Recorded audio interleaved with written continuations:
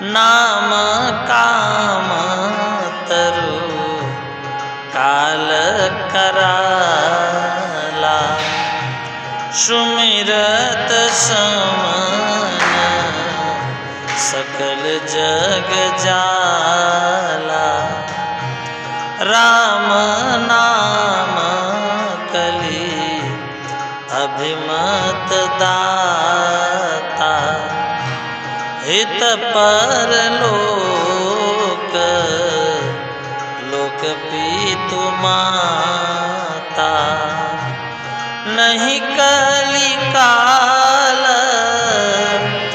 करम नहीं कली करमन भगति विवेकु।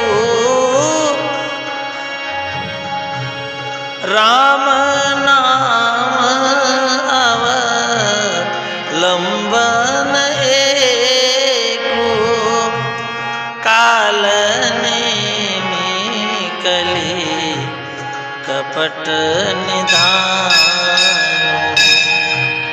नाम सुमेरी समरथ हनुमान।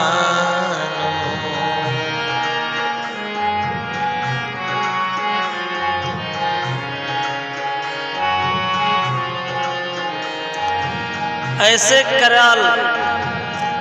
कराल कलयुग के काल में तो नाम ही कल्प वृक्ष है, जो स्मरण करते ही संसार के सभी जंजालों को नाश कर देने वाला है।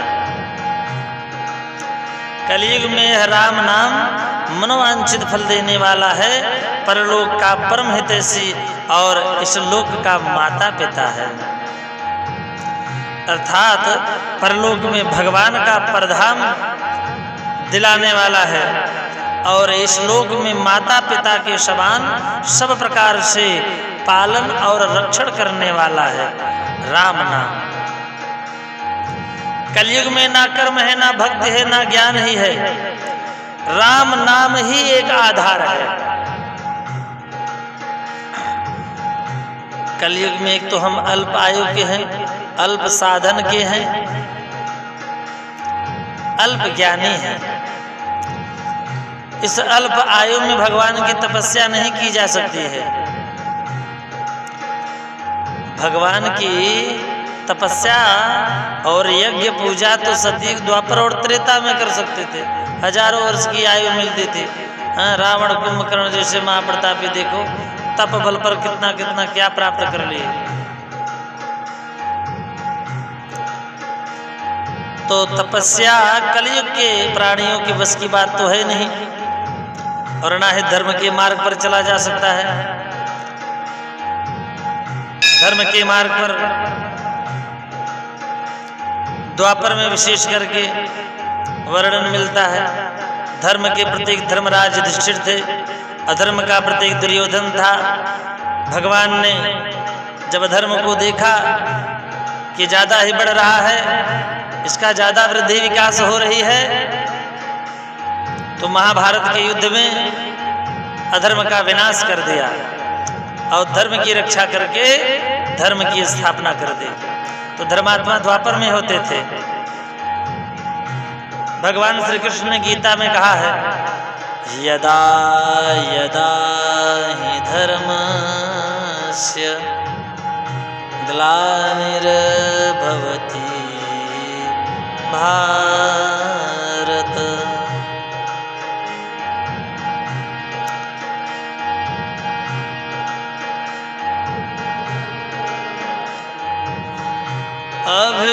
अभ्युत्थानम् अधर्मस्य तदात्मानं सृजाम्यहम्। भगवान श्री कृष्ण ने अर्जुन से कहा कि हे अर्जुन, जब जब अधर्म की वृद्धि और धर्म का विनाश होने लगता है, धर्म कमजोर पड़ने लगता है, तब तब मैं जन्म लेकर के अधर्म का नाश करता हूँ और धर्म की स्थापना करता हूँ। इसलिए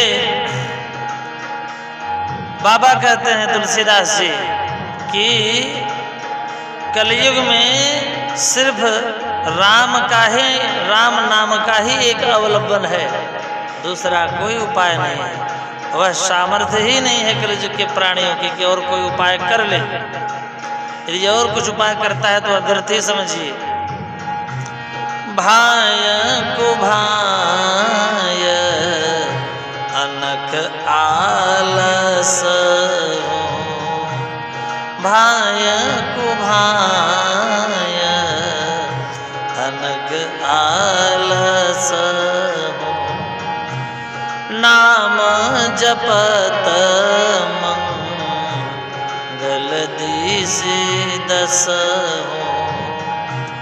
नाम जपत मंगल दिस दस हो, सुमिरी सुराम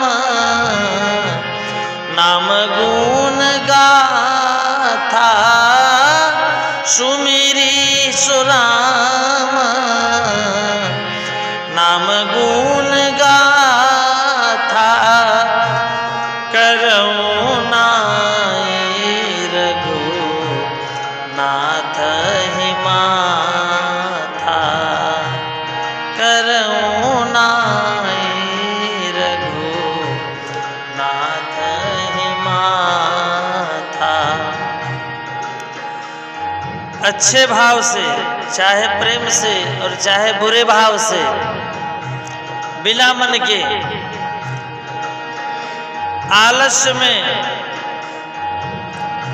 भाव कुभाव किसी भी स्थिति में, क्रोध में या आलस्य से किसी भी तरह से भगवान के नाम जप करने से दसों दिशाओं में यश ही प्राप्त होता है, कल्याण ही होता है।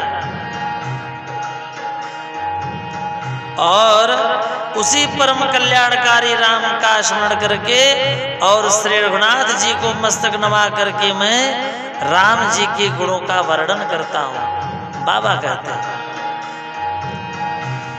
मोरी सुधारी सो सब भांति, जासु कृपा नहीं कृपाया घाती। वे श्री राम जी मेरी बिगड़ी सब तरह से सुधार लेंगे, जिनकी कृपा से करने से नहीं अघाती।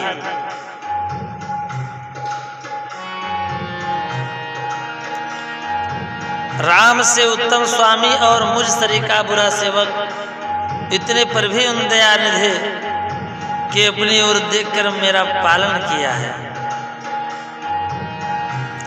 राम सुधारि सो सब भांति, राम मेरी बिगड़ी हुई सुधार लेंगे,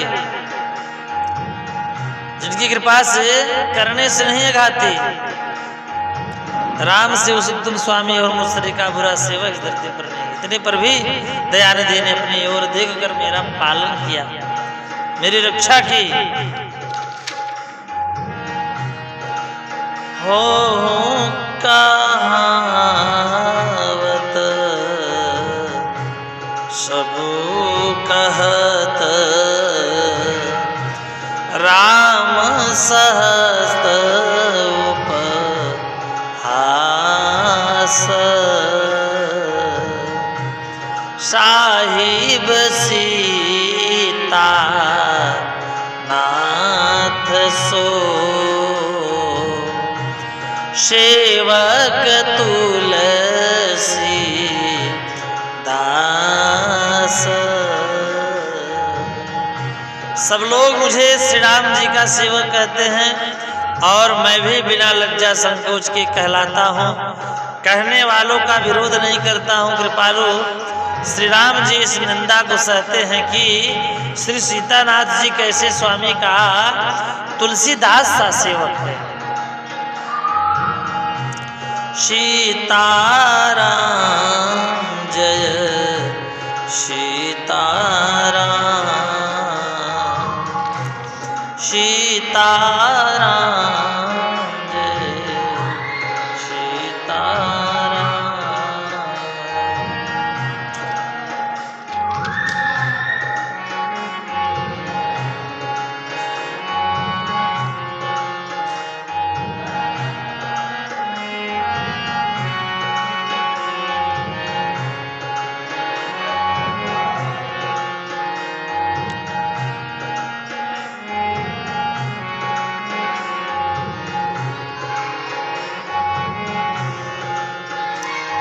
बाबा यहीं से कथा का शुभारंभ करते हैं। जाग बलि के जो कथा सुहाई, भरद्वाज मुनि बरहि सुनाई। कही हूँ सोई संवाद बखानी, सुनहु सकल जन सुख मानी। शंभु कीन यह चरित सुहावा, बहुरी कृपा करी उमहि सुनावा। सोई शिव काग भुषुंडी दीना, राम भगत अधिकारी चीन्हा। इस प्रकार अपने गुण दोषों को कहकर और सबको फिर श्री नवा कर बाबा कहते हैं मैं श्री रघुनाथ जी का निर्मल यश का वर्णन करता हूँ, जिनके सुनने से कलयुग के पाप नष्ट हो जाते हैं। मुनि याज्ञवल्क्य जी ने जो सुहावनी कथा मुनि श्रेष्ठ भरद्वाज को श्री प्रयागराज में सुनाई थी, उसी संवाद को मैं बखान कर कहूंगा। इस सज्जन सुख का अनुभव करते हैं उसे सुने। बाबा कहते हैं कि जो याज्ञवल्क्य ने भरद्वाज जी को सुनाई थी, शंभु कीन यह चरित सुहावा। शिव जी ने पहले सुहावने चरित्र को रचा, फिर कृपा करके पार्वती जी को सुनाया। वही शिव जी ने काकभुषुंडी जी को राम भक्त का अधिकारी पहचान कर दिया।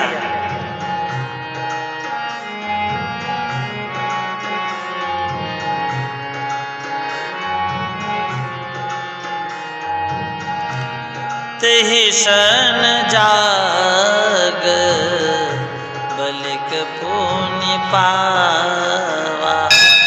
उन काकभुषुंडी जी से फिर याज्ञवल्क्य जी ने पाया और उन्होंने फिर उसे भरद्वाज जी को गाकर सुनाया। वे दोनों वक्ता और श्रोता याज्ञवल्क्य जी महाराज और भरद्वाज जी समान शील वाले और समदर्शी हैं और श्री हरि की लीला को जानते हैं। बुध विश्राम सकल जन रंजनी, राम कथा कलुष विभंजनी।